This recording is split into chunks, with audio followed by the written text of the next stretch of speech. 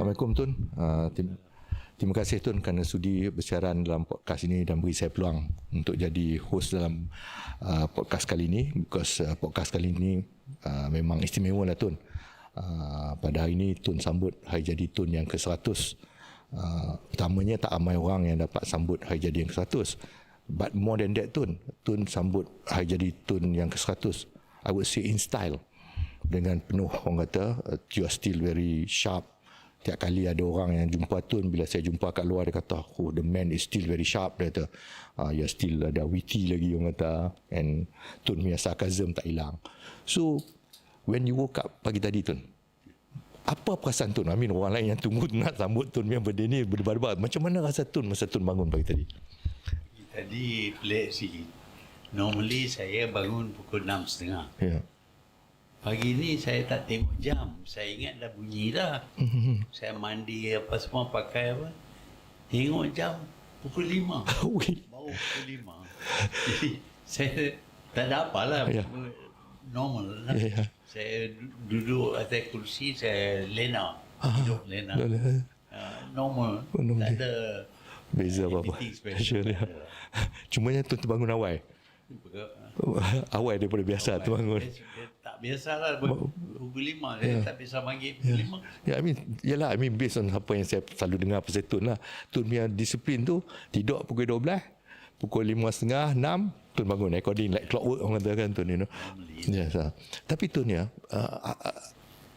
mencapai umur 100 tahun dalam keadaan Tun yang masih lagi tak berhenti bekerja Tun. Apa yang buat Tun rasa yang Tun perlu bekerja lagi? I mean, orang lain mungkin enjoy pergi holiday dekat apa, overseas ke apa Tun, you know. Saya tak boleh fikir, duduk tak buat apa-apa. Duduk melengung, kata orang Kedah, duduk melengung saja. Kita kena buat sesuatu. Dan bagi saya, ramai yang datang, jumpa, minta saya nasihat, tolonglah. Buat sesuatu dan sebagai macam-macam lah. Jadi saya interact dengan banyak orang dan mereka tunjuk interest dalam masalah negara. Dan bagi saya, yang saya beri perhatian sejak saya aktif dalam politik ialah berkenaan dengan prestasi negara. Jadi bila mereka cakap berkenaan negara, saya respon. Saya fikir kita perlu buat sesuatu untuk kita pulih semula keadaan itu. Tun, kalau kita lihat Tun ya, 100 tahun Tun mula dalam orang kata apa ni, aktif ataupun start memikirkan bukan masalah di Tun sajalah, fikir masalah negara, masalah politik. Tun bermula dalam umur 15-16 tahun Tun dah start. So maknanya kalau 100 tahun kita tolak 16 tahun tu dah hampir 84 tahun Tun. Kalau kita take from umur 16, 84 tahun Tun. Apa yang Tun rasa kalau kita ambil the first quarter lah, apakah yang Tun lakukan daripada umur Tun kata 16 tu sampai umur 25? Apa yang Tun buat, yang Tun ingat? Ya, saya dari kecil lagi, saya lihat keadaan yang tidak menyenangkan hati saya. Saya dapati bahawa orang Melayu tak berniaga. Tak ada kedai Melayu. Di Alor-Setar cuma 1.5 kedai Melayu. Yang lain semua bukan Melayu. Jadi saya tertanya-tanya, kenapa macam ini? Dan zaman itu zaman British. Kita tak boleh nak buat apa. Dasar-dasar semua ditentukan oleh British. Dan bagi British keadaan sebegitu mereka senang. Kerana mereka amal divide and rule. Jadi kalau dia asingkan kaum-kaum, bagi mereka ini memudahkan pentadbiran mereka. Lepas itu mereka buat cadangan nak buat Melayu Union. Melayu Union bermakna dia nak jadikan negara kita ini tanah jajahan takluk British. Koloni. Itu saya tak boleh terima.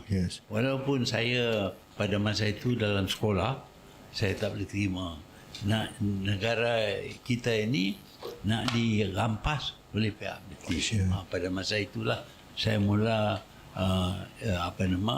aktif dalam bidang politik bersama-sama dengan rakan-rakan daripada sekolah pada masa itu. Ya. So kalau apa ni orang kata kesedaran politik Tun bermula masa zaman Malayan Union ataupun orang kata kebangkitan semangat Tun mula aktif dalam politik secara direct bila Tun jadi wakil rakyat pada tahun 1964. Masa tu umur Tun would be 39 tahun ya. 39 tahun ya Tun.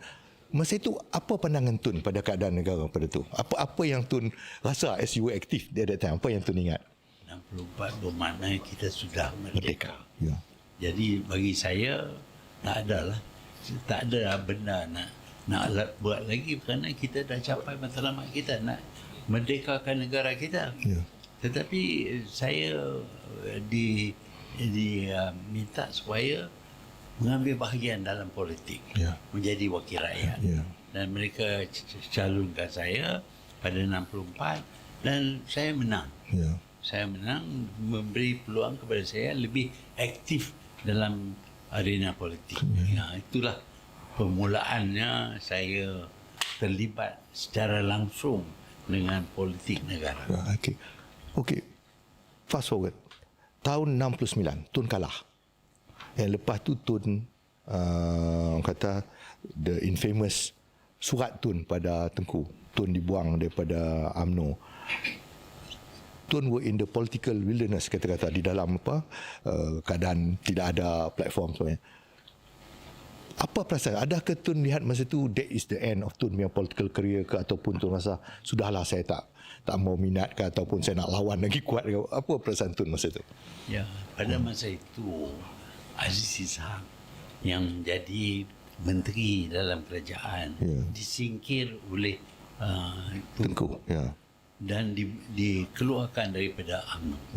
Jadi bila saya disingkir, saya berpendapat bahawa tamatlah peranan saya dalam politik kerana saya akan jadi macam Aziz Ishak. Ada peluang lagi. Tapi alhamdulillah pada tahun 72, 71 apabila Tun Razak ambil alih kepimpinan UMNO, dia mengarah supaya saya diterima balik. Dan saya pun buat permohonan, akhirnya diterima balik sebagai ahli UMNO. Bermakna bahawa politik saya ni bermula semula. Saya terlibat dengan politik. Dan lepas itu apabila ada pertandingan pilihan raya tahun 74 ni tahun 74 74 saya bertanding dan saya menang. Lepas tu Tun jadi bila Tun Razak dah tak ada, Tun naik jadi timbalan Perdana Menteri dan jadi Perdana Menteri. So the story is this Tun. Dalam masa tempoh sebelum Tun jadi Perdana Menteri, apakah yang Tun ingat, seingat Tun lah, perkara yang very significant pada hidup Tun? Selain daripada pengaruh mak bapak Tun, apa yang signifikan selain daripada Tun Razak? Apa yang signifikan pada Tun yang mungkin orang tak tahu, yang Tun tak pernah cerita ke betul? Saya pada masa itu saya buat lawatan ke banyak negara-negara lain. Dan saya dapati ada negara yang maju, ada negara yang gagal. Jadi saya bertanya-tanya, kenapa ada negara yang maju? Apakah mungkin kita juga jadi maju? Jadi bila saya tak ada perancangan, cuma bila jadi Perdana Menteri, saya fikir guna kuasa Perdana Menteri itu untuk memajukan negara seperti negara-negara yang maju yang lain ini memajukan negara mereka. Saya perhatikan terutamanya Jepun lah. Saya lihat Jepun ni dia pulih dengan cepat. Dalam perang Jepun punya negara Jepun ni hancur. Kerana mereka bangunan mereka dibuat dengan kayu dan kertas. Dan dia kena incendiary bomb, terbakar habis. Tokyo tu tinggal 1/3 saja daripada bangunan Tokyo yang masih terdiri. Jadi mereka, bila saya buat lawatan pada tahun 1961, wah, dia dah pulih semula dah, tak ada nampak kesan perang. Perang lah. Jadi kalau mereka boleh buat, Siapa apakah kita tak boleh tak buat? Ya. So bila Tun jadi Perdana Menteri Tun, masa tu saya ingat masa tu saya masih di universiti lah Tun. Orang kata Tun ni macam a man in a hurry. Orang yang macam tak sabar semua nak kena buat masa itu juga orang kata. Dan so adakah because Tun rasa tempoh Tun untuk jadi PM tak lama, ataupun Tun rasa benda tu bila fikir you have to do it immediately, kena buat masa tu juga? Macam mana pemikiran Tun masa tu? Sebelum saya ada 3 Perdana Menteri. Tunku Abdul Rahman menjadi Perdana Menteri selama 13 tahun. Tun Razak cuma 5 tahun. Tun Husin pun 5 tahun saja. Jadi saya pun pendapat, saya juga mungkin dapat 5 tahun saja. Kalau nak buat apa pun, buat Cepat-cepat. masa itulah. Secepat mungkin. So, Dan ada jugalah orang yang nak lihat saya berhenti supaya mereka boleh ambil alih. Tapi bagi saya masa tak cukup. Masa nak buat tak cukup. Pasal saya banyak idea macam mana nak buat. Jadi saya tak berpendapat bahawa tak ada masa. Masa is a problem dengan saya dari awal lagi. Tapi sampai sekarang pun Tun macam tak cukup masa. Tun kerja, dah masuk kerja, masih masuk macam orang kata apa ni, macam Tun PM dulu lagi lah orang kata, masuk by 8.30, pukul 8.30, pukul 9. Sekarang Tun tak ada kena punch card dah, walaupun Tun introduce punch card, tapi Tun still datang, orang kata like clockwork precision, orang kata datang cepat, ikut time. I mean, tak adakah Tun rasa yang ada masa yang probably Tun kena slow down sikit? Tak terasa ke tuan-tuan? Sebelum saya jadi menteri, saya jadi seorang doktor preman. Ni private doctor. Dan semasa itu saya bekerja kuat. Masa kerja dengan kerjaan pun saya bekerja kuat. Siang dan malam. Kadang-kadang kena duty sampai seminggu. 24 jam sehari sampai seminggu. Dan saya buat. Pasal saya anggap itu kerja doktor. Takkanlah orang nak beranak pukul 3 pagi, kita nak bagi tahu kat dia tunggu sekejap. Tak boleh lah. Jadi kita kena buat kerja sepanjang masa. Dan itu menjadi satu amalan saya yang bagi saya normal. Jadi bila saya jadi Perdana Menteri, saya jadi menteri pun, saya berpendapat masa tak banyak. Jadi saya kena guna masa sepenuhnya. Seperti mana sebagai doktor, saya tak kira waktu mana, siang ke, malam ke, saya buat kerja. Jadi menteri pun saya buat kerja siang dan malam.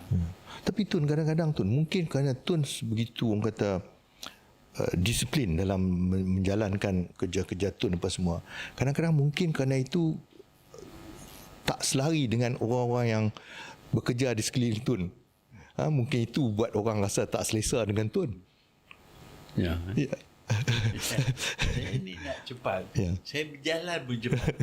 Biasanya kalau kita ada rombongan, saya di depan sekali. Dan saya berjalan lebih jauh daripada orang lain. Jadi pasal saya nak guna masa sepenuhnya. Tak mau habiskan masa waste time, tak boleh.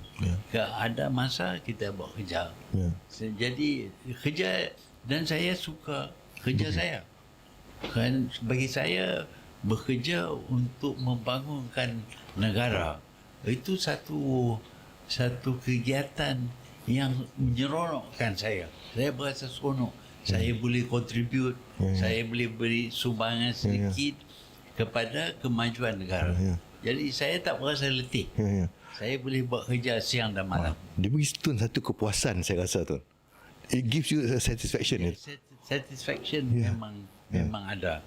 Kalau kita buat sesuatu untuk negara dan tercapai matlamat, itu memberi kepuasan. Saya bukan kira apa saya nak dapat duit. Duit saya tak kira. Saya kira nak buat sesuatu sehingga berjaya. Tun. Trademark Tun tu yang dari segi Tun punya apa ni, komitmen, dedication tu Tun. Itu jadi trademark Tun. Disiplin dan sebagainya. Tapi di masa yang sama juga kadang-kadang kita nak tanyalah Tun, dalam Tun buat semua tu, dia banyak milestone dalam hidup Tun. Apakah milestone ataupun apa ni, pencapaian yang Tun berasa kepuasan yang lebih. I mean, semua tu kalau kita berjaya memang ada kepuasan, tapi apa yang ada kepuasan yang mungkin buat Tun rasa lebih special daripada pencapaian yang sebelumnya ataupun selepasnya? Ada tak tu yang Tun boleh kongsi dengan? Saya tidak ada perancangan. Ya. Saya tak tahu saya boleh jadi menteri. Ya. Saya ingat saya jadi wakil rakyat biasa sajalah. Tapi saya dilantik oleh Tun Razak jadi menteri. Ya. Jadi itu satu milestone lah bagi saya. Ya, ya. Bukan saya pilih. Ya. Biasanya nak jadi menteri, kita jadi setiausaha politik. Ya. Lepas tu kita jadi timbalan menteri. Lepas tu baru kita jadi menteri. Ya, ya, ya. Tapi Tun Razak lantik saya terus daripada wakil rakyat jadi menteri. Ya. Jadi itu satu petanda, satu tahap ataupun milestone yang mempunyai banyak kesan kepada saya. Okay, betul. Tun, masa Tun mula jadi menteri, first time Tun jadi menteri Trade and Industry, Tun. What was the cabinet post yang Tun pegang, portfolio? Menteri Education pun Tun pernah pegang. Trade and Industry pun Tun pernah pegang, kalau tak salah saya. Saya pindah daripada education kepada trade and industry ini kerana ada rakan yang kata kepada saya, sebagai timbalan Perdana Menteri, saya tak patutlah jadi Menteri Pelajaran. Tak ada international exposure. Sepatutnya saya jadi Menteri Dagangan. Sebenarnya niat dia tu supaya saya kosongkan Kementerian Education.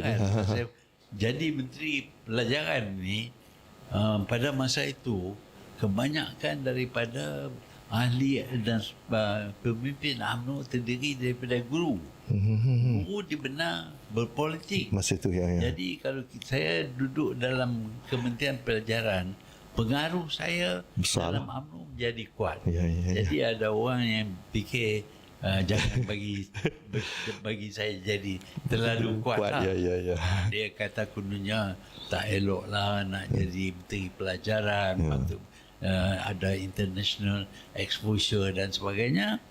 Dan saya terima keikhlasan orang yang cerita bagi cadangan tu.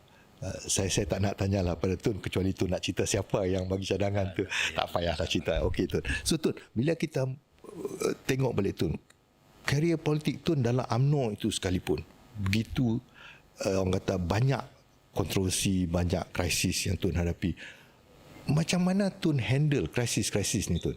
Bila Tun di-challenge, orang kata cabaran tu bukan kecil pula. Kalau kita tengok macam contohnya tahun 1988 ya, Tun, yang pertandingan tu 86 yang mana Tun cuma menang dengan 40 hundi kalau tak salah masa lawan dengan Tengku Razali.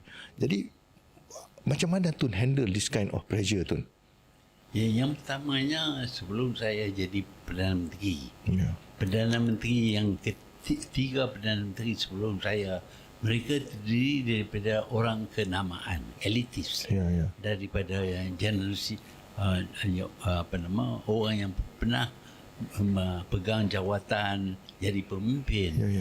Jadi bila saya jadi Perdana Menteri, orang nampak orang biasa pun boleh jadi Perdana Menteri. Dengan itu timbullah perasaan mereka juga boleh jadi Perdana Menteri. Sebab itu mereka mencabar saya. Kalau saya jatuh, mereka lah ada akan jadi Perdana Menteri. Tetapi saya terima. Kalau orang tak suka kepada saya kalah. Kalau orang suka kepada saya menang.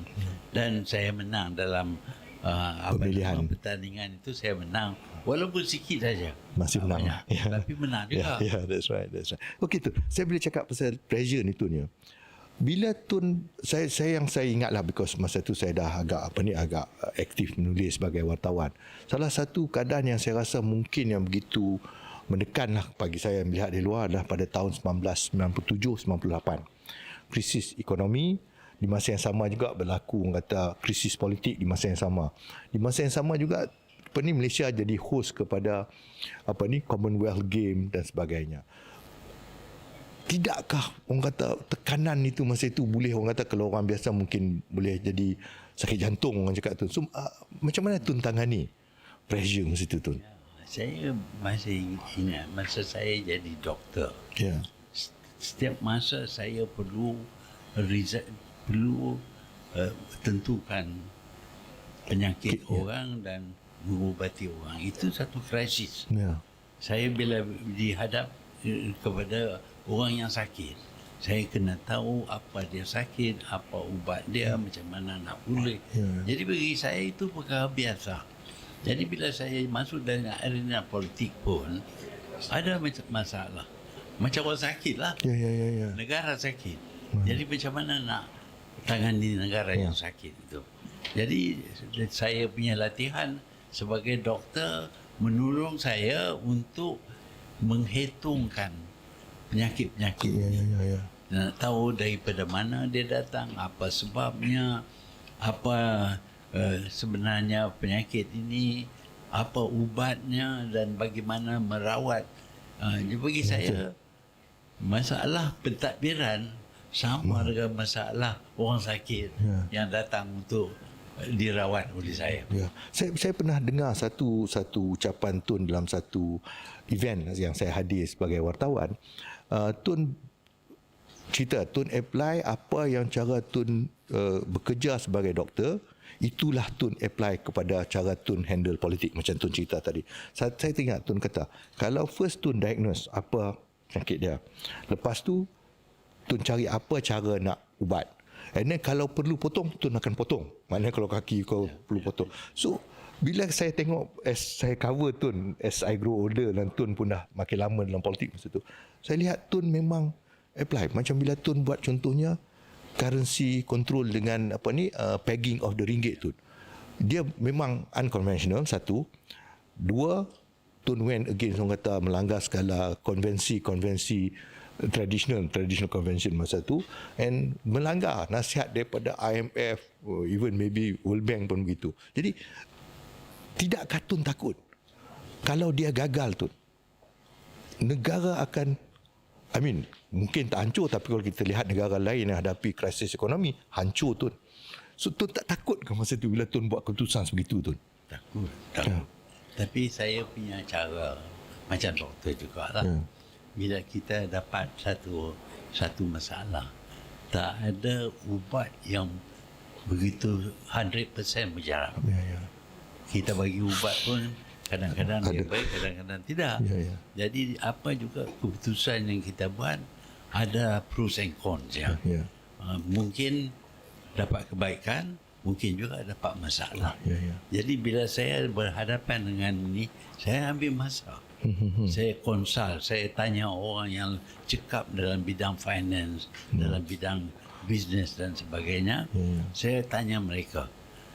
Berkenaan, saya bincang hari-hari.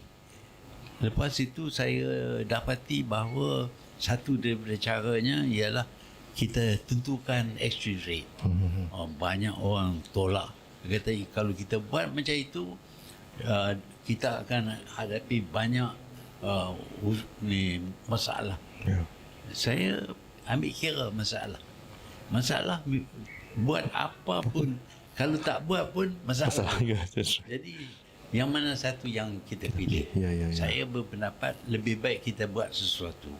Ya, dunia tolak apa yang kita buat ini, seluruh dunia kata ini tak boleh dibuat.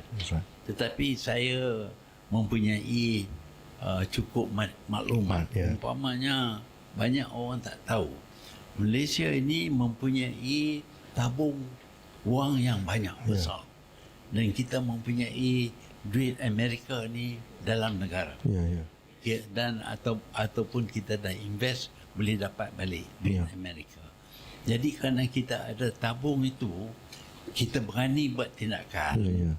Kalau jadi sesuatu masalah, kita boleh biayai daripada tabung kita. Banyak negara lain tak ada tabung. Mereka tak simpan duit. Jadi kalau mereka buat, kalau ditentang oleh pasaran, mereka tak tahu nak buat apa. Tapi kita ambil kira semua itu. Sebab itu bila kita nak buat keputusan untuk kita fix exchange rate, kita juga buat keputusan untuk mengadakan jawatan kuasa tertentu untuk banking finance, untuk settle non-performing loans, untuk settle hutang-hutang yang dilakukan semasa currency kita jatuh. Jadi ada banyak masalah, tapi kita ada cara untuk komiti ini mencadang cara-cara kita mengatasi, dan kita berjaya. Sebab itu kita boleh buat, negara lain tak boleh buat. Tun, maknanya Tun tiap kali Tun, walaupun Tun ambil risiko, tapi Tun buat calculated risk lah. I would say that Tun dah all things considered, inilah keputusan Tun buat. Hold that thoughts Tun, kita take a short break Tun, nanti kita sambung balik. Terima kasih. Tapi Tun, bila kita cakap takut ni Tun, takut ni tak bawa bebanan ke kepada jantung orang kata ataupun kesihatan Tun sendiri? Tun tak pernah risau ke kalau orang kata lah, kalau buat keputusan yang bahaya macam ni, takut kita buat juga kena heart attack Tun. And Tun pula sebelum tu pun ada orang kata kes bypass dan sebagainya Tun. Macam mana Tun? Kita ada pilihan. Sama ada kita benar currency kita jatuh kerana currency traders, ataupun kita bertindak walaupun berbahaya. Kedua-duanya berbahaya. Kita buat bandingan antara yang ini. Kalau kita tak bertindak, apa akan jadi? Kalau kita bertindak, apa akan jadi? Tak ada solution, tak ada cara pemulihan yang tidak ada risiko. Semua apa juga yang kita putus, kita mesti berhadapan dengan risiko. Kita boleh tak kita tangani risiko. Dan di antara yang berpendapat kita tak boleh pun ada. Ada yang berpendapat bahawa kita ambil risiko. Dan saya lebih sanggup untuk menerima risiko tindakan lebih daripada risiko tidak bertindak. Betul, correct. Jadi antara dua tu apa yang kita buat, kita ambil risiko bertindak, dan kita akan dihadapkan dengan banyak masalah, dan apakah boleh kita tangani masalah. Dan saya dapat feedback, banyak maklumat tentang kedudukan keuangan negara dan sebagainya, dan saya berpendapat bahawa walaupun ada risiko, kita mungkin boleh atasi risiko kalau kita bertindak. Sebab itu antara dua ini kita pilih bertindak dan bukan terima saja IMF punya cadangan apa tu. So betul tu. I mean, to us, you're not one who will sit back and watch the country burn. Orang kata tu. Tapi anyway tu, saya kalau boleh nak go deeper into this, tapi because we are looking at Tun punya 100 tahun orang kata, so I want to go to another benda yang orang pernah timbul pada saya. Orang cerita Tun pergi ke Antartika. Perjalanan ke Antartika tu Tun bukan satu perjalanan yang mudah. Tun pergi daripada, saya rasa, a port in Argentina, aku tak salah saya. And then bila Tun pergi tu, dalam kapal tu ada dalam 40 orang apa semua. And terpaksa berhadapan dengan orang kata ombak dan olengan kapal tu sebegitu besar sampai orang kata barang-barang semua kena ikat, kalau tidak gelas apa semua akan berterabur. Malahan orang yang tidur dalam dek pun tercampak sampai ke pintu, orang kata kalau tak ada sekatan boleh jatuh keluar. Tapi orang cerita kat saya Tun, daripada 40 orang yang pergi tu, 40 orang yang pergi ni yang tinggal standing, yang tak, orang kata tak muntah, tak sisik apa semua 7 orang. Termasuklah Tun. And Tun masa itu tahun 2000 Tun umur masa tu dah 75 Tun. Macam mana Tun boleh manage that, orang kata, to be one of the magnificent seven ni, saya kata. Macam mana Tun? Setengah orang mereka kalau belayar, kalau ada storm ataupun kapal bergolek, mereka tak boleh tahan. Mereka berasa nak muntah. Saya bernasib baik, sekali saja saya experience seasickness masa belayar di Mediterranean, nak balik daripada Eropah. Sekali saja yang saya berasa, lepas tu tak ada dah. Lepas tu goyanglah macam mana pun saya tak berasa nak muntah dan sebagainya. Sebab itu bila kapal itu bergolak, apa nama, ribut datang apa semua, saya tak berasa apa pun. Tapi kena pegang lah. Ya, of course. Kalau tidak, dia campak keluar. Dia pesan, kalau pintu tu buka, jangan pegang tempat tutup tu. Kalau angin kena, Tiup. pintu tu mungkin tutup sendiri. Putih jari. Tangan jari kita. Jadi saya jaga-jagalah. Dan masa tu saya berasa nak makan. Orang lain punya makanan pun saya makan. Jadi orang lain tu tidur. Tak boleh nak makan ya. Saya enjoy lah. Ya. But Tun, tapi yalah, walaupun Tun kata Tun, tapi amat luar biasa Tun. At 75 Tun, boleh. Saya Tun, saya tengoklah kawan-kawan saya pun dulu rajin juga pergi ke laut. Bila umur dah naik meningkat sikit Tun, masuk 50 apa, kena oleng sikit Tun, berlari pergi tepi, apa orang kata, on the side, orang kata kan, tu. But mesti ada something yang Tun boleh jadi macam itu. It's not something yang, kalau dari segi natural ni Tun, orang lain tak boleh Tun.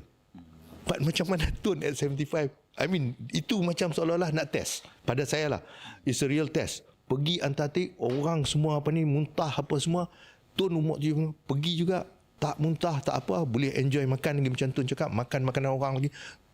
It's not natural Tun. Apa dia, what is it? There must be something Tun yang Tun amai ke apa?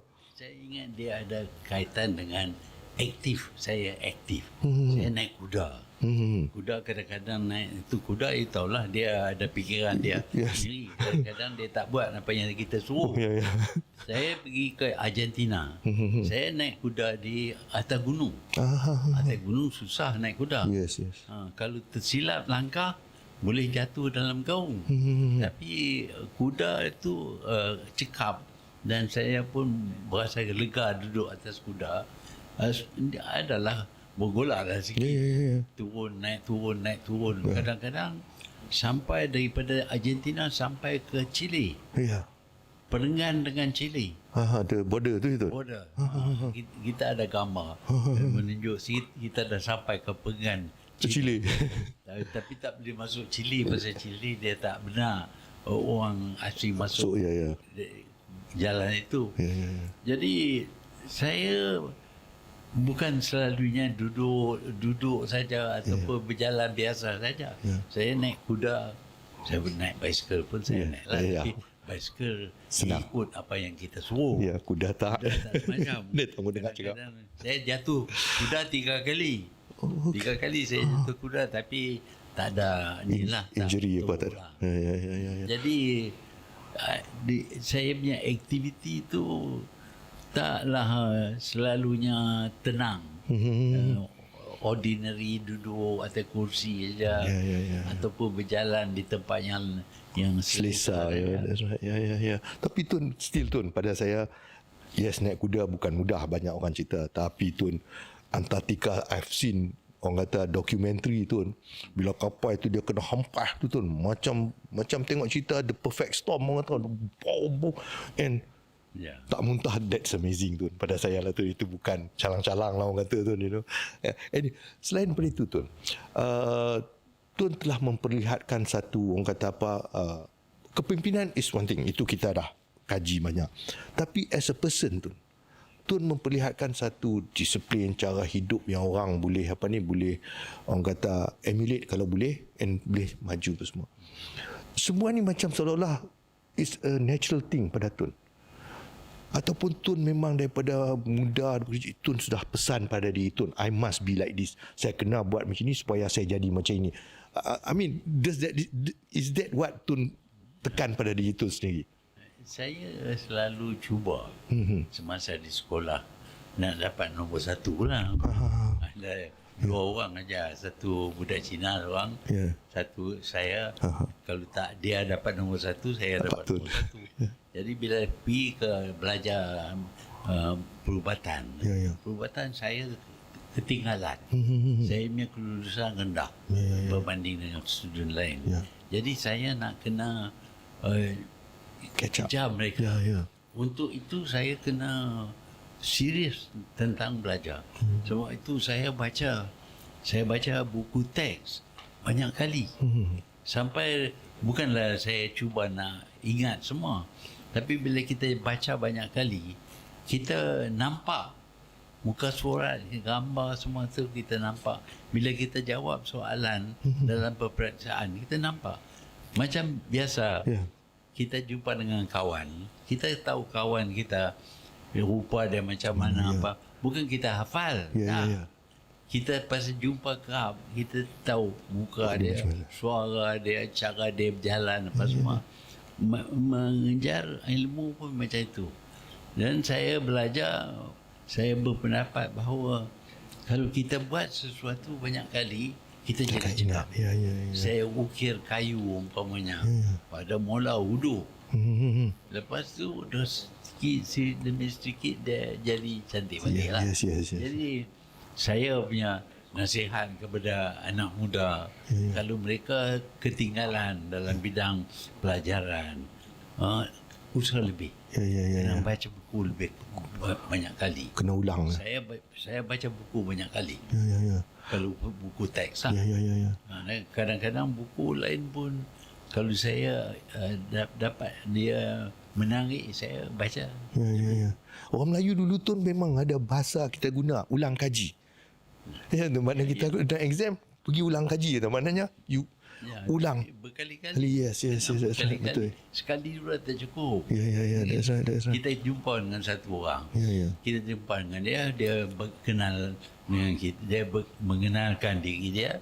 Tapi sekali tu saja. Lepas tu kita jumpa dia, kita tak ingat muka dia. Tapi kalau kita jumpa dia hari-hari, bunyi dia batuk pun kita tahu. Tak kenal ya tu. Di rumah saya dulu, kalau bapa saya balik dengar dia batuk, masing-masing semua lari baca buku. Tapi Tun ya, bila bercakap pasal apa yang Tun dah lakukan, pencapaian Tun, apa yang agaknya yang mungkin Tun boleh kongsi yang Tun rasa sedikit kesal ataupun rasa mungkin Tun gagal? Kita tahu dari segi politik, saya pernah dengar Tun cakap Tun dah cuba, dah menangis, dah merayu, dah apa, orang Melayu masih tak berubah. Tapi dalam keadaan yang sama, apa selain daripada isu politik yang begitu, apa benda lain yang mungkin Tun ada, orang kata tersimpan dalam hati sampai ini yang Tun rasa macam I wish saya buat differently ke, ataupun saya harap saya patut marah orang ke. Apa yang Tun boleh kongsi sikit dengan kita, Tun? Saya tak mudah kecewa. Walaupun saya gagal berkali-kali, saya cuba juga. Saya nak jadikan diri saya sebagai contoh. Kalau saya suruh orang buat kerja kuat, saya kena kerja kuat. Kalau saya suruh orang buat sesuatu, saya kena buat. Saya buat. Umpamanya naik kuda. Dulu tak popular. Lepas tu bila saya naik kuda, semua orang nak naik kuda. Naik basikal pun macam tu. Bila saya perkenalkan, tu ada Langkawi. Dulu tak ada orang, budak-budak muda yang naik basikal. Lah ni hari-hari mereka dapat basikal, mereka kayuh selagi mau batu-batu jauh.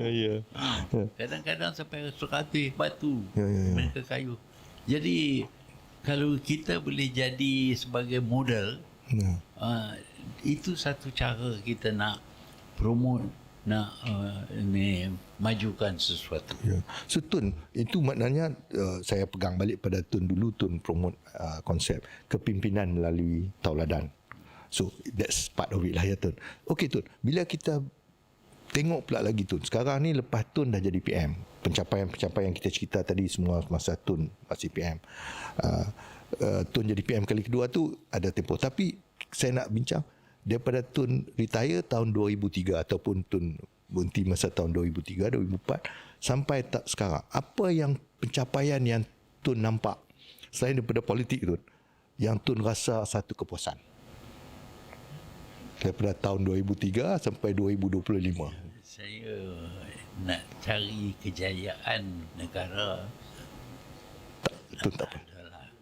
Saya kecewa kerana dasar-dasar yang memajukan negara digugul dan diganti dengan dasar lain yang tak baik.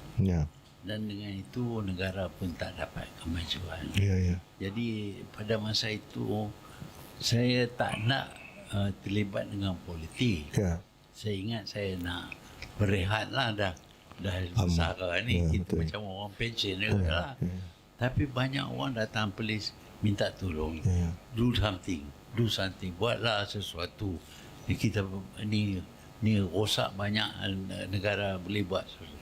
Jadi saya nak tolak semua tak boleh lah.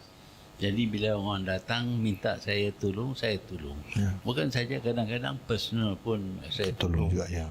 Kadang-kadang ada pinjam duit. Pun ada juga. kita bagi juga lah. Ya. Tapi tak dapat beli lah. Ya, ya, betul lah.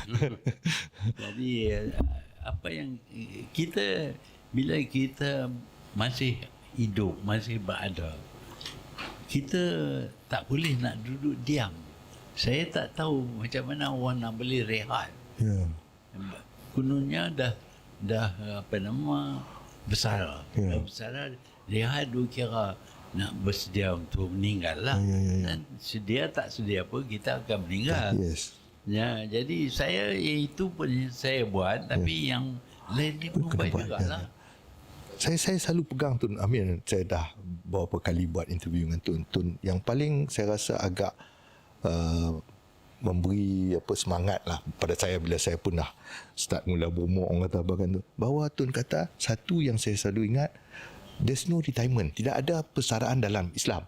Selagi kita nak buat ibadah tu tak pula terangkum pada fardu ain. Tun selalu cakap, ingat ada dua, fardu kifayah dengan fardu ain. Fardu ain tu Tun buatlah dalam bilik, saya nak buat dalam bilik. Fardu kifayah untuk masyarakat. And Tun pada saya lah, itu pesanan yang saya rasa patut jadi inspirasi pada saya, golongan saya, kumpulan-kumpulan saya, dan juga pada anak-anak muda yang lain. Tapi bila kita cakap pasal ibadah Tun, perjuangan ni Tun, adakah ia satu ibadah? Saya tahu Tun cakap ibadah. Can you explain konsep perjuangan itu satu ibadah Tun? Ya. Masa saya kecil, saya dengar cerita kononnya dunia ni untuk orang kafir. Orang Islam dia akan dapat balasan di akhirat. Ya. Itu saya terima. Semua orang kata macam itu. Tapi bila saya membesar, saya menyoal diri saya, takkanlah Tuhan bagi segala kebaikan kepada orang kafir dan kita menderita. Tak betul ni, saya ingat. Bila saya berasa tak betul, saya nak tengok apa yang tertulis dalam Al-Quran. Jadi saya baca Quran. Kalau saya baca Quran dalam bahasa Arab, saya tak faham. Ya. Saya baca Quran dalam bahasa Melayu, bahasa Inggeris. Ya. Dan saya dapati Quran, larangan Quran tu kita tak hirau. Yang disuruh kita buat, kita buat. Kita tak buat. Ya. Jadi kita, walaupun kita orang Islam, buat ibadat, semayang, puasa, zakat, buat kerja haji, tapi dalam kehidupan kita, kita tak hidup sebagai orang Islam. Kerana orang Islam ni ada cara hidup dia ditentukan dalam Quran. Sebab itu saya sekali lagi baca Quran banyak kali. Ya. Sekali tak cukup. Kena ulang. Baca banyak kali dan saya dapati kalau kita berpandu dengan ajaran Quran, kita akan percaya. Ya. Kita tak akan tipu, kita tak akan bunuh orang, kita tetap adil, kita tidak zalim. Semua ini ajaran dalam Quran. Tapi kita tak lakukan. Kita kata kita Islam, tapi fardu ain kita tunai, fardu kifayah kita dengan orang lain punya tanggungjawab. Tafsiran. So Tun, I have to conclude kita punya session ni yang bahasa Melayu ni Tun. Saya conclude yang Tun, terima kasih banyak Tun Dr. Mahathir. Perjuangan Tun tak selesai, and please continue Tun. Don't stop doing what you're doing Tun. Terima kasih banyak Tun. Selamat hari jadi Tun. For as long as I can, I will serve my country. I will serve myself. I will serve my country. Yeah. Because to me, that is what I feel is Your calling Tun. my mission, so to speak. Not to say it's a mission, Yeah. but I think when you can do something to help, you help. And to me, seeing the people in Gaza being massacred, and I cannot help, I feel very sad. Yeah, I know. I feel very sad because there's nothing I can do. I was thinking that if Malaysia becomes a developed country, we can be more influential. Okey, terima kasih banyak Tun. Selamat hari jadi, selamat ulang tahun yang ke-100. Terima kasih banyak.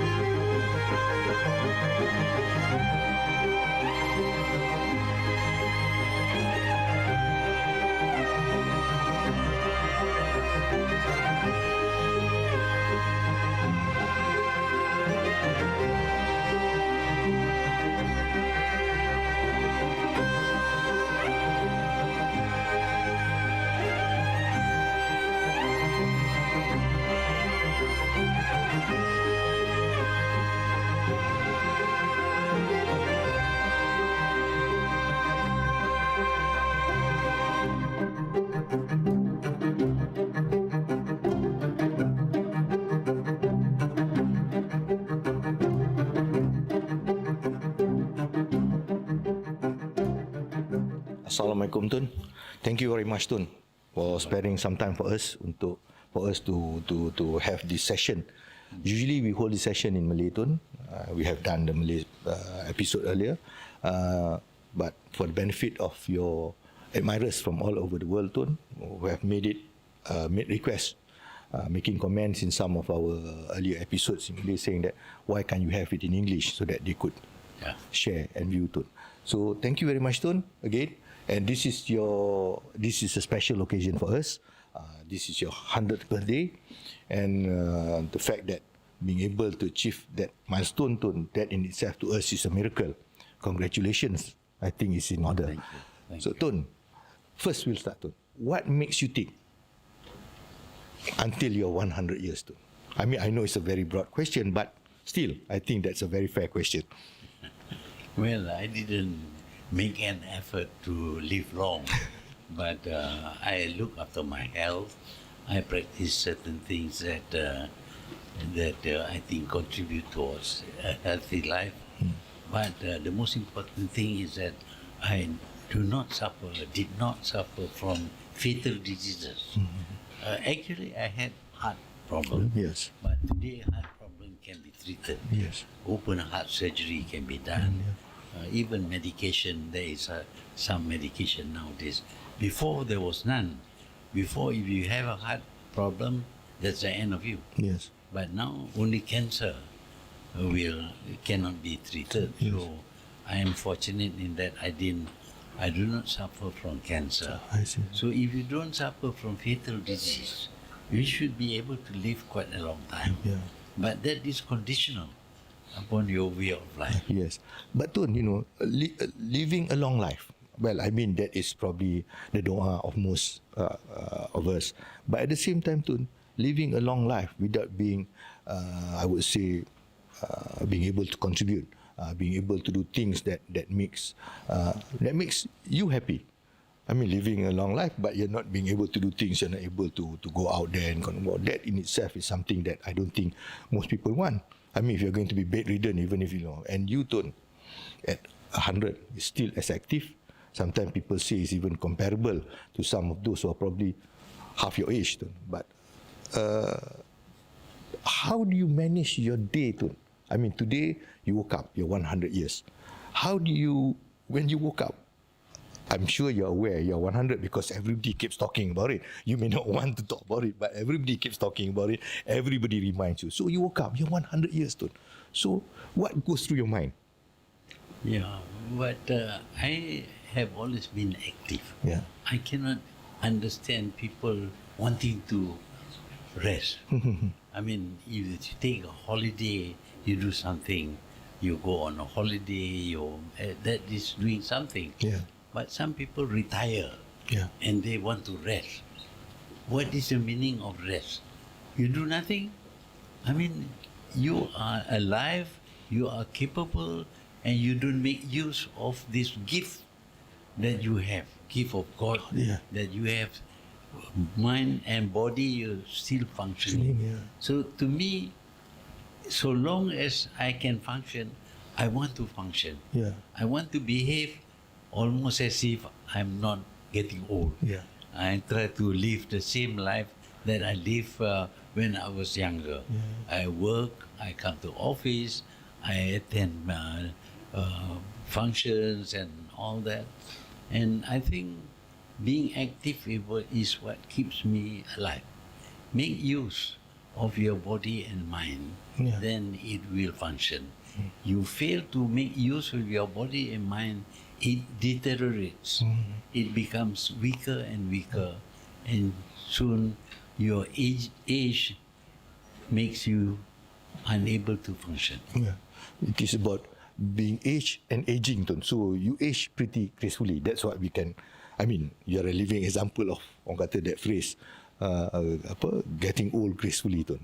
And sometimes, as I said, a lot of people wonder, when people who are 30 years your junior, when they do interviews, dia orang kata, they pointed out, Tun looks younger than the person interviewing him.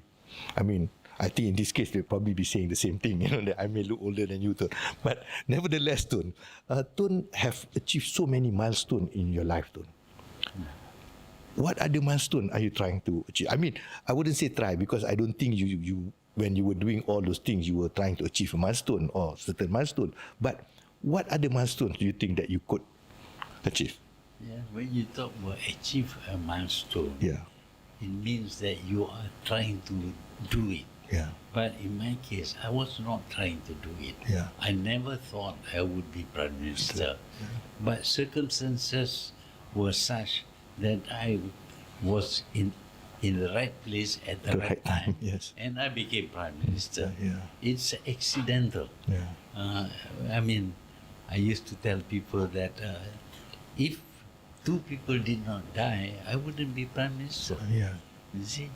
And I was, in that sense, I was fortunate, Yeah. but it's not fortunate for them because Yeah. they died early. Yes. So because of that, I became Prime Minister. And that was the single biggest milestone in my life. Yeah. Because then suddenly I was projected into a position of authority, becoming Prime Minister. And as Prime Minister, I felt I could do a lot more things. Mm-hmm.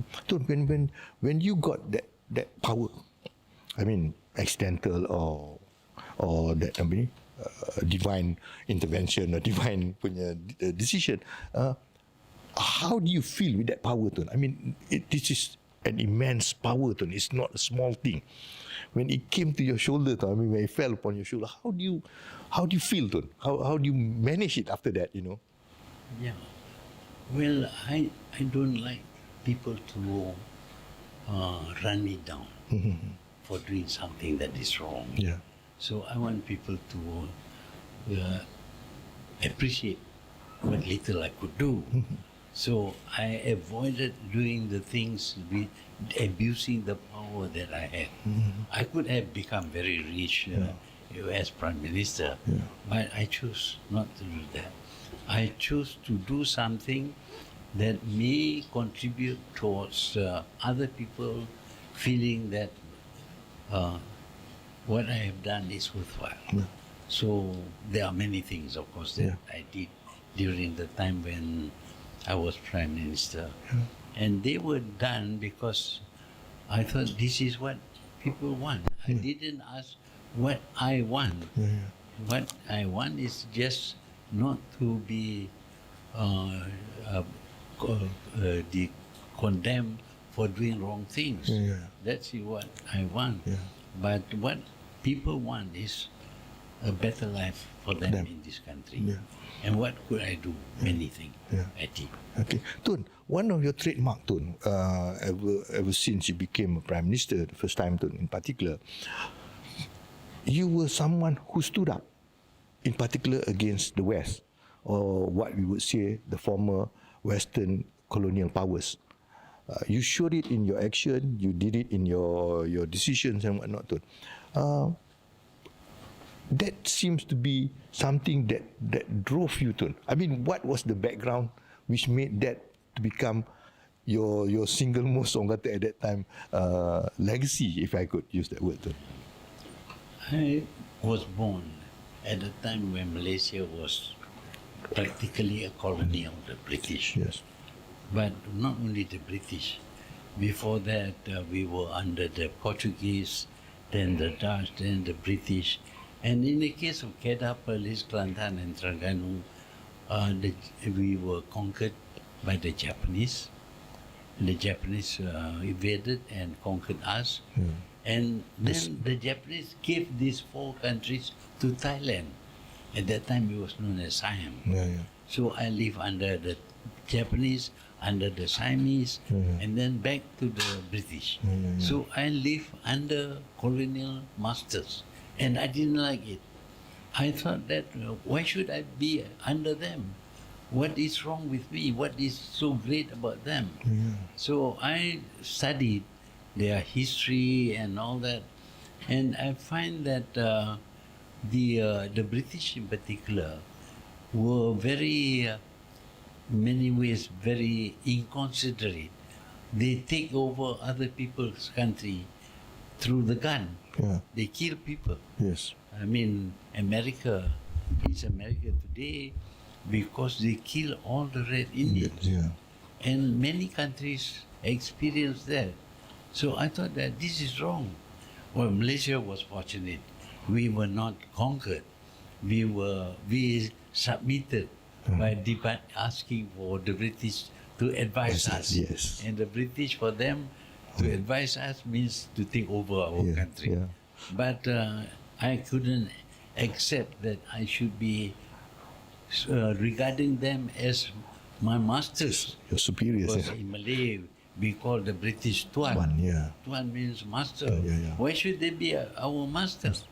So this affected me. And then when the British decided that they should seize the Malay states to make the Malayan Union, I thought that was the last straw. I couldn't accept it.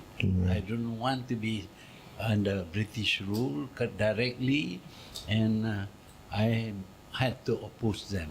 And since then, whenever they do something wrong, I felt a need to tell them, look, this is wrong.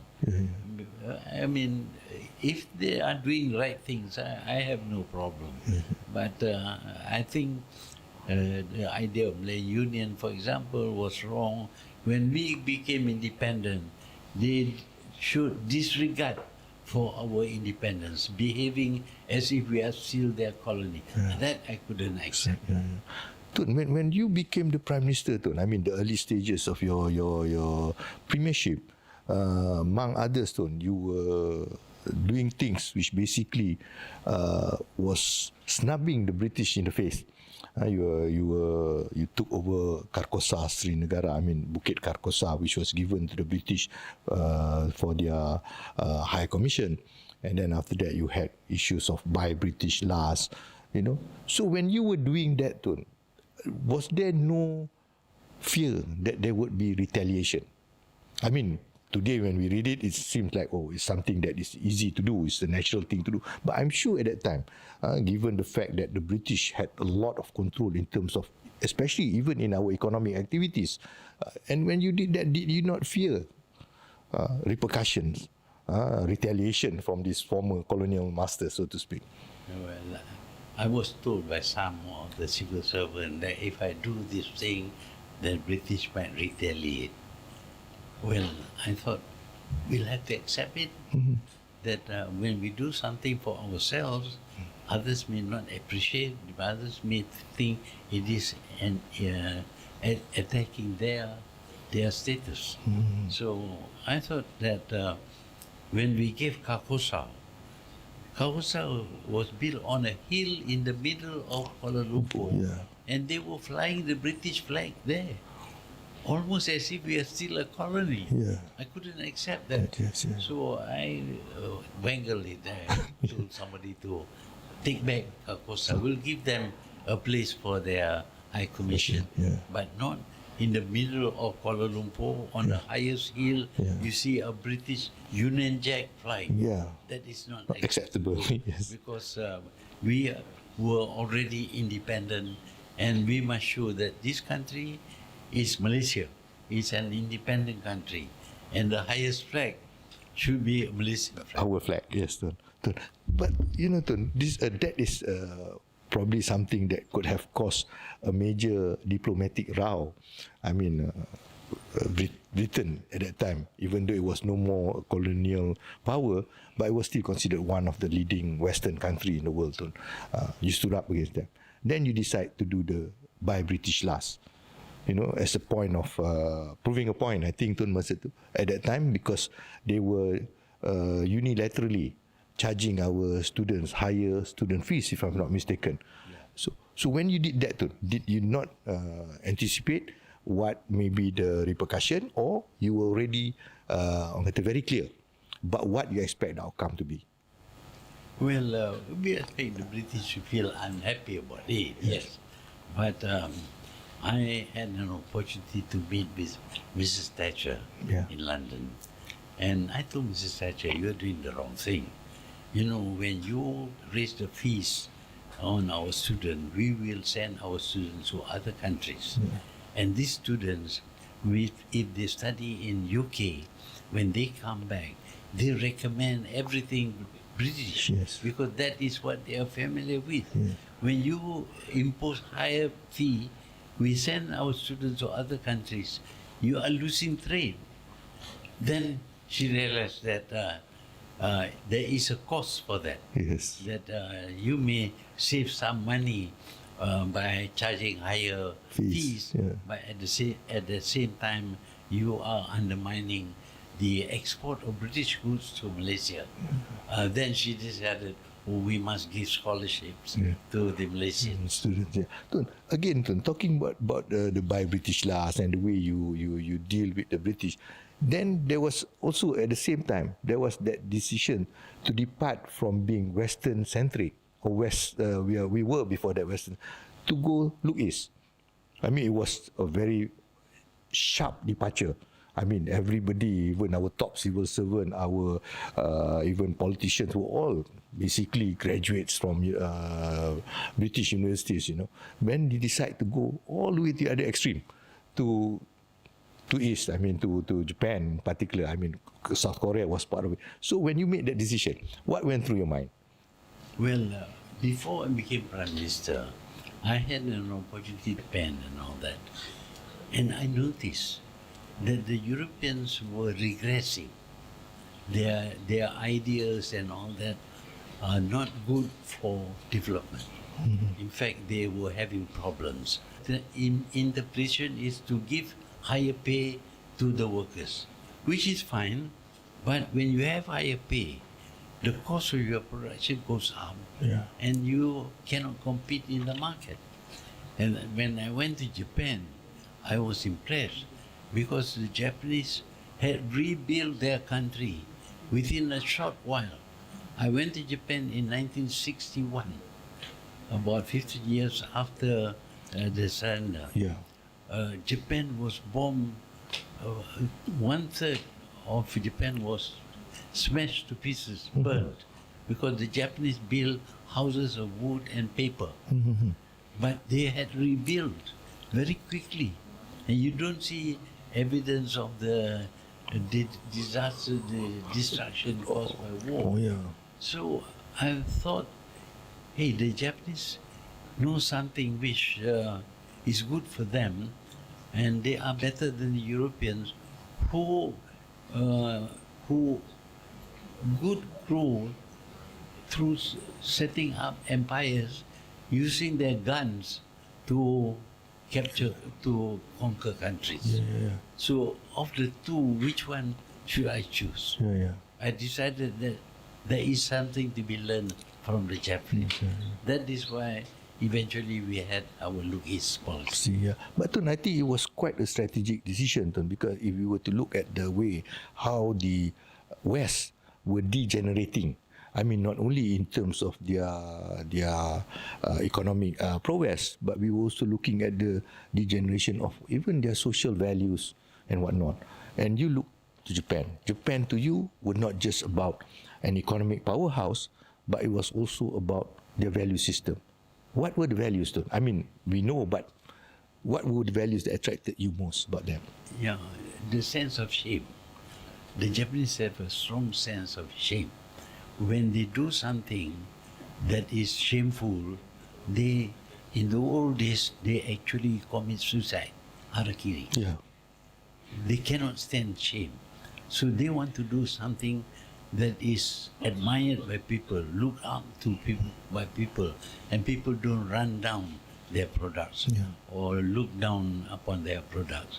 So because of that, their products achieve quality because they are worried that their products may be rejected by other people because of the poor quality. So the Japanese tried their best to produce everything of the highest quality, even handicraft. You look at the handicraft that they produce, they are perfect. And they want people to say, this is a good product. They don't want people to say, oh, what is the low quality of your product? Because then they would feel ashamed. Yeah. To avoid feeling ashamed, they have to ensure that whatever they do is admired by people. But yeah. So to them, Tun, I mean, based on what you're saying, is that failure is not an option, Tun. Everything must be perfect in that sense, Tun. Yeah. But Tun, when we talk about this departure from being Western-centric to Eastern-centric, you have to deal with also a society, I mean, the Malaysian community, which is basically very highly influenced by the West. We are talking about the policy makers, the opinion makers and whatnot. Then you're dealing with trying to turn the masses, which had no exposure, or not much exposure to either the Brits or the Japanese. How do you try to infuse all this into a nation that you are building? I mean, it's basically almost like a raw nation. You know, it's a raw material. I mean, the thing that you need to shape into something. Well, our people must know the world better. Yeah. We used to send all our students to the West, to UK, to America. Yeah. And to them, the world is UK, America. That is the world. And they try to emulate. They try to copy. And for a long time, they believed that only the West can produce results, that the East cannot produce results, because in those days, the East were very poor. But when we see the Japanese, we found that they can do things better than the West. And they are concerned about the people, but not in the way the Western people are concerned. The Western people tend to react by saying that, well, we must give more power to workers because they are the depressed people. Yeah. We must give more freedom to the women because they are focused on that. But the Japanese, the women don't take much role, don't have much role in their society. Yeah. They were the tea ladies. But in Japan, the people are worried that they may not be able to compete with the West. So they work very hard to show that what they do is better than the West. And as you can see, eventually they were able to compete and defeat the West. In those days, when we have motor cars in Malaysia, for example, they were Austin cars, Morris cars, all British-made cars, or Mercedes. But the Japanese began with very poor quality cars, but they improve and improve. And today, you hardly see any Western cars on the streets, except for some Mercedes, of course. Yeah. But most of the cars now are Japanese. What does that mean? Yeah. That means the Japanese can catch up and overtake, be ahead of the West in terms of technology. Yeah. So when we noticed that they were growing, that Japan can be number one, Yeah. at that time it was still early, and we thought that yes, Japan can be number one. Yeah. And who should we copy? We should copy successful people, Yes, not yes. failures. Okay, Tun, talking about that, Tun, yeah. I mean, if you look at the transition, Tun, first we look how the West, in particular UK, America, in terms of their dominance in production of cars, in particular, and Japan have taken over, and then South Korea came into the picture. Of late, South Korea have also been very successful. But today, Tun, we are talking about China, Tun. I mean, if you look today at cars, in particular, if we're talking about the electric cars segment, it is almost totally dominated by Chinese cars. So, did you ever see China becoming this big in terms of technological industrialization as how you had anticipated with Japan and South Korea? Yeah. We were producing proton cars before China ever had any car. Yes. Well, China did build some big cars for their VIPs, but we actually exhibited proton car in China. We sent to China about 6 proton cars to show how far ahead we were in terms of automotive technology. Industry. And we thought that they would be behind. In fact, Lee Kuan Yew told me, there is nothing to be afraid of China. China is far behind us. We will always be ahead of China. That's what he told me. Yeah. Obviously, China did not impress him at that time. Yeah. Then they have a change of leadership. And they decided that although they were communists, they should adopt some of the capitalist ways of doing things. Yeah. Because they noticed that in the countries that practice capitalism, the people were much richer. They went to America, they see motor cars parked by the thousands at factories belonging to the workers. Yet in China, not a single worker or even an executive had a car. Mm-hmm. So China decided that there are some things done by the capitalists which benefited them. So China decided to change their socialism to include some of the capitalist practices. Yeah. But the Chinese are, you must remember, the Chinese were civilized long before the Europeans. Yes. 4,000 years ago, they were already civilized. I mean, they have the capacity to build a great wall. They invented silk, for example. They invented a water wheel. They invented explosive, fireworks. China ware. A lot of things were invented by the Chinese at a time when the Europeans were still very primitive. So the capacity is there. It's the direction that is important. Yeah. When the government decided to adopt some of the capitalist practices, the capacity of the Chinese to quickly catch up was already there. Mm-hmm. And so they decided that they should acquire all the knowledge, all the skills, all the technology of the West very quickly, and they should compete with the West. And you see China today performing beyond what is expected of that country when we saw it, say, 50 years ago. Yeah. Tun, you have witnessed, I mean, throughout all these years that you've been active, and you're still active, the growth of nations and the fall of nations. China, Tun, have grown so tremendously beyond a lot of people's expectation. In fact, there is a news report that I heard on BBC News, which said that people are looking into the future when they start talking about electronic cars, for example. But in terms of China, the future has come to them today, basically saying that they are already there. But along with this new industrialization drive and successes in their automotive industry, they also become quite, or perceived to be, belligerent.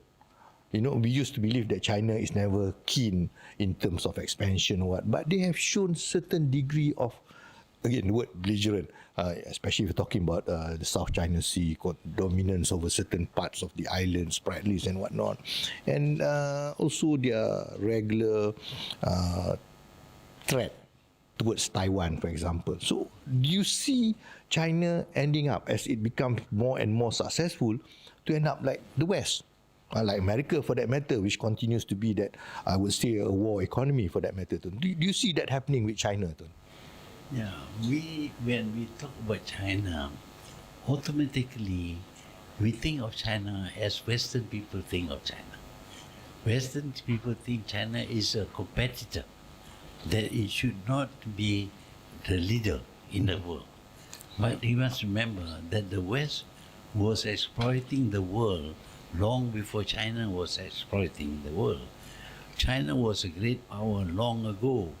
They were the Middle Kingdom, but they did not conquer. They kept themselves to their country.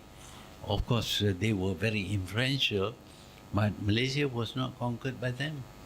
Neither is Vietnam or other countries. They did not conquer. They did fight, but they did not conquer and occupy and colonize. That's what the Chinese did. And until now, they have not done so. But they want to expand. Now, the Western people expanded by capturing or conquering many parts of the world, setting up trading stations. And as a result, the world becomes a part of the empire of the West. China has not yet done that, although it is very belligerent in a way, claiming South China Sea as belonging to China. Yeah. But what has it done in the South China Sea? It has not stopped people from sailing through. Yeah. Even American warships can sail through. They were not stopped, they were not examined, they were not treated as invading into Chinese territory. Yeah. And even our island, artificial island, Pulau Layang-Layang, in the South China Sea, is still there. Yes. Now, what is the relation with Taiwan? Now, China, I think, could have conquered Taiwan long ago if it wanted to, because it is so huge and Taiwan is so small by comparison. But China did not. Why not? The reason is that Taiwan is useful to China as a self-governing part of China, because Taiwan has the technology. Taiwan is rich, is investing in China. Many Taiwanese visit China as tourists. So China finds Taiwan as it is very useful to China. Yeah. But if you conquer China, immediately you cut Taiwan from the rest of the world, and you can have access to technology Which Taiwan of has. the West, for example. Yes. So China would like to leave Taiwan as it is. Yes.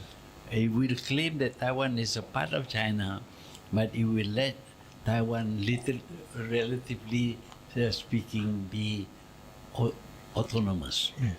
So that is the policy of China. Yes. If he wants to conquer Taiwan, done he longer. can do so even now. Yes. I mean, from the mainland, it can send rockets and things Yes. into Taiwan and destroy everything. Yes. But you know, Taiwan has got the most modern factories to produce microprocessors. Yes. These are very essential to all kinds of products. That's, yes. They are way ahead of the rest of the world. And China wants Taiwan to continue to be the way ahead because China can tap the technology from Taiwan. Correct, sir. And I think if China conquers Taiwan, then you will lose that opportunity. Yeah. Okay, Tun, can you just hold that thought, Tun? We'll just take a short break. Okay, Tun, we're back, Tun. So, okay, Tun, one of the things that I think you have always been consistently concerned about, I would say, and consistently very vocal about would be the plight of the Palestinians.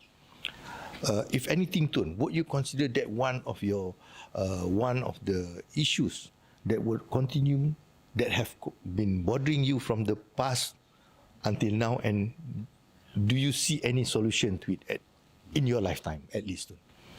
Once there was Palestine, where the people were mostly Arabs, but also Jews. They were there. And there was no war, there was no fighting, there was confrontation. Of course, the Jews and the Arabs never got on well, but there was no violence. Then the Europeans decided to give the Jews a country. And which country did they choose? They chose Palestine. Yeah. Without asking for the holding a plebiscite, determining what is the opinion of the Palestinians there. Yes. The Europeans created Israel. out of Palestine. I once asked an American, what would happen if we take Texas, for example, and give it to the Israelis? He didn't answer. He didn't. Yeah, he refused to. Yeah. I don't think he likes the idea. Yeah. You see, you can't take another country and give it to another country. To under group of It's people. wrong. Yeah. But that is what the Europeans and the Americans did. And so that was the beginning of things. Yeah. The Jews went there, they migrated there, and they expelled the Arabs there. Yeah. These people became refugees from the early days when Israel was created. The Arab Palestinians became refugees. They had to migrate to other places where they were refugees, Yes.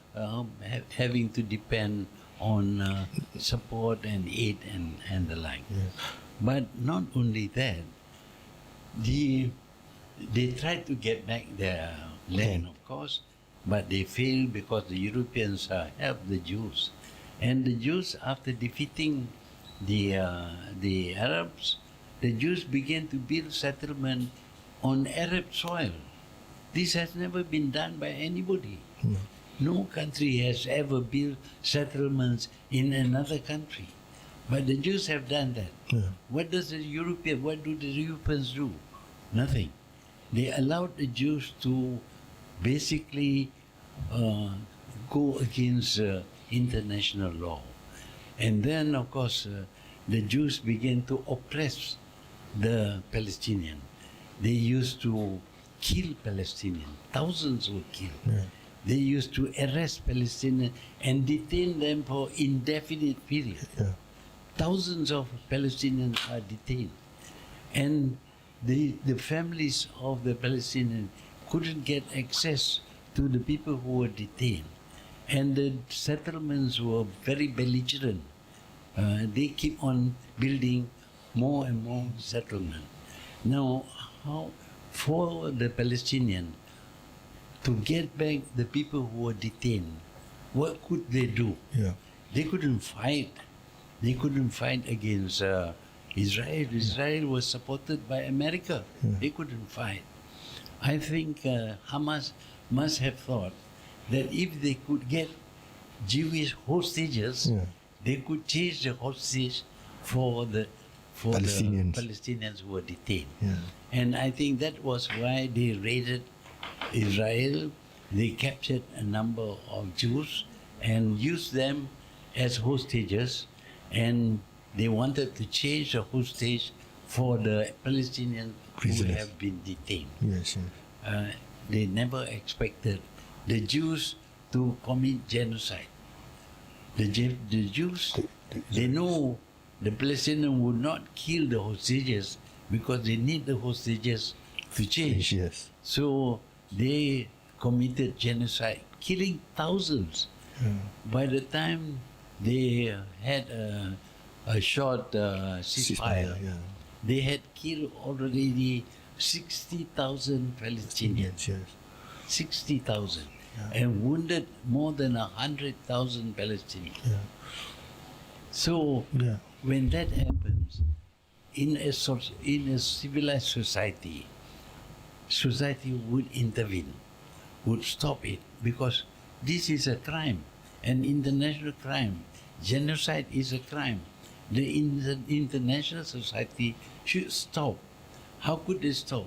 They should send a peacekeeping force, for example, but they couldn't.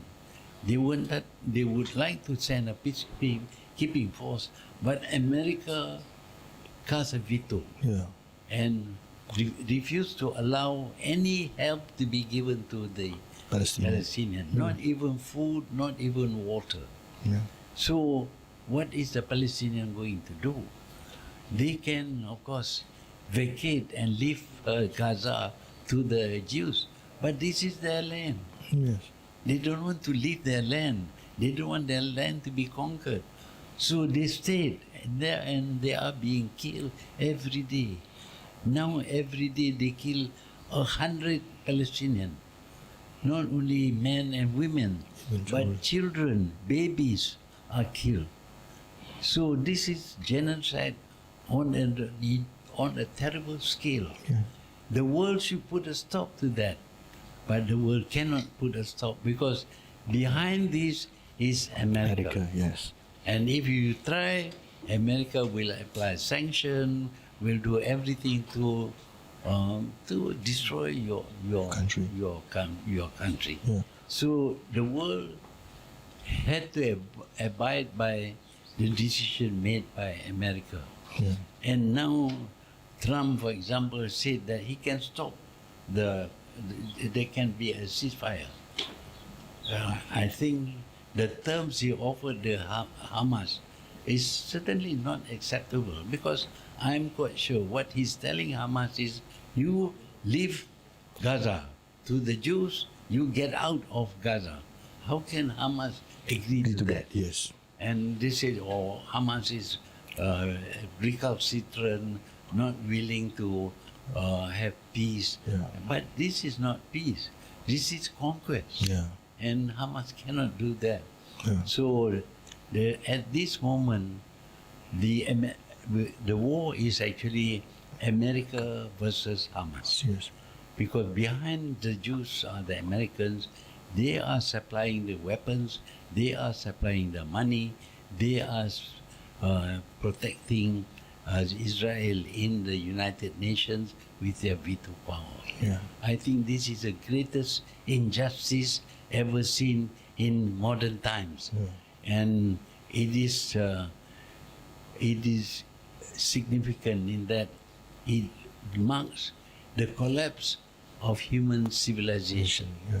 Because we were talking in the past about human rights, about the sanctity of life, Yeah. about freedom and all that. There is no freedom for the Palestinian. people in Gaza. Yeah. The Americans have gone against all the things that the world believes in. Yeah. America is committing international crime. Yeah. Tun, actually, Tun, I mean, personally, I'm not very surprised with what America is doing, Tun, because after all, Tun, America itself is built as a, we would say, settler colonialism, very much like what the Israelis, the Zionists are doing, Tun. So, as I said, Tun, you have fought on the international front. You have fought for the Bosnians, Tun. There was success. I mean, whether it is partial or what, it brought an end to that genocide, Tun. But I think this is one thing that you would probably not see any solution or anything that could probably calm our anger, Tun. Well, in Bosnia, Yeah. the regime was to allow for a peacekeeping force. Yes. And Malaysia participated in the peacekeeping force. And we did help Bosnian to a certain extent to protect them, Yes. to defend themselves. Yes. It is the right of everyone to defend yourself. Yes. But to say that the Gazan people have no right to defend themselves, Yes. that they should surrender all weapons to the Israelis, Yes, yeah, that that's is not acceptable. Yes. A country, people have the right to protect themselves from aggression. Yes. Tun, Dr. Mahathir, thank you very much. You have been an inspiration to most of us, Tun. And I'm sure you would continue to be one. And before we end the session, Tun, would you like to extend some, I mean, there are a lot of well wishes, Tun. Would you like to extend some thanks to them, Tun, online? I've been receiving a lot of good wishes on my birthday, my 100th birthday. I would like to say thank you very much Yes. to all those people who have sent cakes, flowers, and letters, and also personally turn up to wish me happy 100th birthday. You know, to be 100 is quite frightening. But I woke up very early this morning. Not because I decided to, but I did not hear the clock. So I got up at 5 o'clock in the morning. But today begins a normal day. Yes, Tun. We have a podcast like Yes, this. yes. We have a chance to meet people. Yes. Normally, a lot of people came Yes. to see me, but today, of course, more people than usual. It's extra. Yeah. Yes, Tun. So thank you very much, Yeah. and thank you for the podcast, because it enabled me to explain many issues Yes. which I have always tried to do something about. Yes, Tun. Datuk Seri Anwar Ibrahim. Yeah, I am glad I received a letter from a note from Anwar Ibrahim, PMX, Yeah. wishing me a good Birthday. Yes. 100th birthday. Thank you. Thank you. Thank you, Tun. Thank you very much. Happy birthday again, Tun. Thank you. Thank you.